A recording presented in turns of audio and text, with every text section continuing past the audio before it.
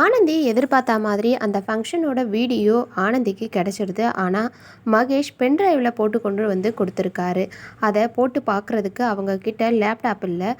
இவங்க சௌந்தர்யா கிட்ட பென்ட்ரைவை பத்திரமா வச்சுக்கோ, நாங்கள் போய் யார்கிட்டையாவது லேப்டாப் இருக்கான்னு பார்த்துட்டு வரோன்னு போகிறாங்க. அதுக்குள்ளே இந்த சௌந்தர்யா பென்ட்ரைவை கொண்டு போய் மித்ரா கிட்ட கொடுத்துட்றா.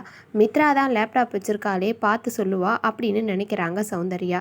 இவங்க போயிட்டு லேப்டாப் வாங்கிட்டு வந்து ரூம் ஃபுல்லாக பென்ட்ரைவை காணோமேன்னு தேடுறாங்க. ஆனால் இவங்களுக்கு கிடைக்கவே இல்லை. அதுக்கப்புறம் சௌந்தர்யா கிட்ட கேட்குறாங்க பென்ட்ரைவ் எங்கன்னு. நான் தான் அதை மித்ரா கிட்ட கொடுத்துட்டேனே அப்படின்னு சொல்கிறாங்க. மித்ரா பென்ட்ரைவ் கிடைச்சதும் எப்படியாவது அந்த வீடியோவை டெலீட் பண்ணிடணுன்னு லேப்டாப்பில் போட்டு, இந்த வீடியோவை நீங்கள் பார்த்தீங்கன்னா தானே உங்களுக்கு சந்தேகம் வரும், முதல்ல இதை டெலீட் பண்ணிடுறேன் அப்படின்னு டெலீட் பண்ண போகிறாங்க. கரெக்டாக அந்த நேரத்தில் ஆனந்தி மித்ராவோட ரூம் கதவை திறந்துட்டு போய் நிற்கிறாங்க. மித்ரா அந்த பென்ட்ரைவை கொடு அப்படின்னு சொல்லிட்டு. மித்ராக்கு என்ன பண்ணுறதுனே தெரியல. வீடியோவையும் டெலீட் பண்ணாமல் இருக்காங்க.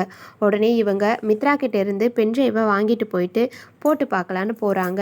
உடனே அப்போது ரெஜினா, இந்த மித்ரா உன் பின்னாடியே சுற்றிட்டு இருக்கா, அவளுக்கும் இந்த பிரச்சனைக்கும் ஏதோ சம்மந்தம் இருக்குது அப்படின்னு சொல்கிறாங்க.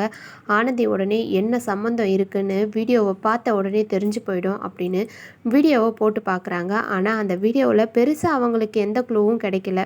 கருணாகரனோட ஆள் அந்த ரகு ஆனந்திக்கு ஜூஸ் கொடுக்கறது மட்டும்தான் தெரியுது. உடனே இவங்க இந்த ரகுவை பிடிச்சா என்ன நடந்தது, யார் உனக்கு ஜூஸ் கொடுக்க சொன்னாங்க அப்படிங்கிற எல்லா விஷயமும் தெரிஞ்சிடும். முதல்ல நாம் ரகுவை கண்டுபிடிக்கணும்னு இவங்க எல்லாரும் ரகுவை கண்டுபிடிக்க கிளம்புறாங்க.